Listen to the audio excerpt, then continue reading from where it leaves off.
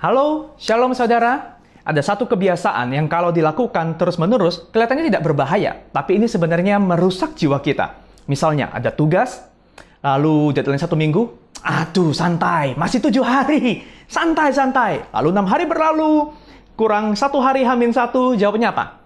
Masih 24 jam kok, bisa-bisa, ntar aja lah. Lalu ternyata kurang 2 jam, baru gelagapan dan kaget. Waduh, tugasnya sebegitu banyak, ya mana mungkin bisa selesai? Keterlaluan deh yang kasih tugas ini nggak kira-kira.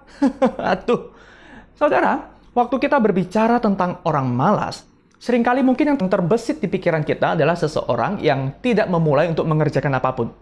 Tapi ternyata Amsal berkata bahwa seseorang yang punya perilaku suka menunda, yaitu dia memulai sebuah rencana, memulai mengerjakan sesuatu, tapi tidak menyelesaikan apa yang sudah dia mulai, itu juga dianggap sebagai sebuah kemalasan. Amsal 19 ayat 24 berkata, si pemalas ya, mencelup tangannya ke dalam pinggan, tetapi tidak juga mengembalikannya ke dalam mulut. Nah, ini adalah sarkasme, yaitu sindiran tajam. Nah, gaya bahasa sindiran ini menggambarkan seorang yang malas itu seperti seorang yang mau ngambil makanan di piring. Enteng ya, sebuah pekerjaan yang enteng dan menyenangkan.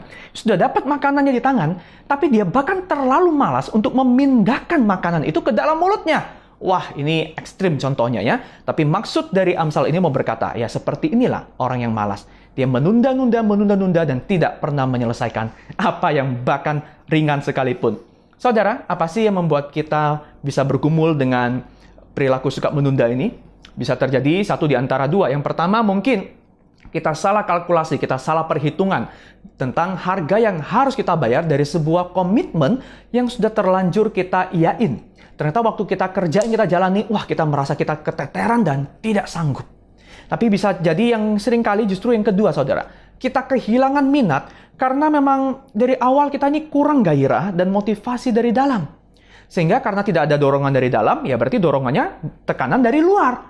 Salah satunya adalah deadlines. Tapi akibatnya apa? Satu, saudara, pasti kalau sudah mepet, kita baru gelagapan, kita cenderung menunda-nunda. Sudah mepet, baru tancap gas. Hasilnya, ya tidak melulu jelek sih, tapi yang pasti tidak optimal. Kalau seseorang punya kapasitas 10, karena dia kerjanya menunda-nunda, gelagapan, ya mungkin hasil terbaik yang bisa dia capai adalah 6.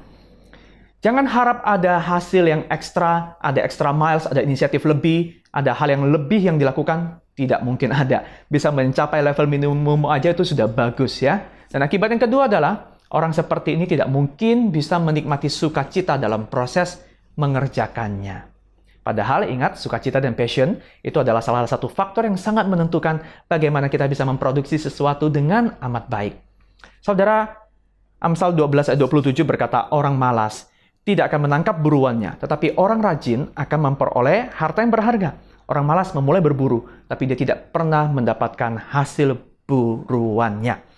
Saudara, jika kita punya pergumulan dengan kecenderungan untuk menunda-nunda sesuatu, mari yuk kita melihat dan mengarahkan hati kita kepada seorang pribadi yang mengasihi kita hingga akhir.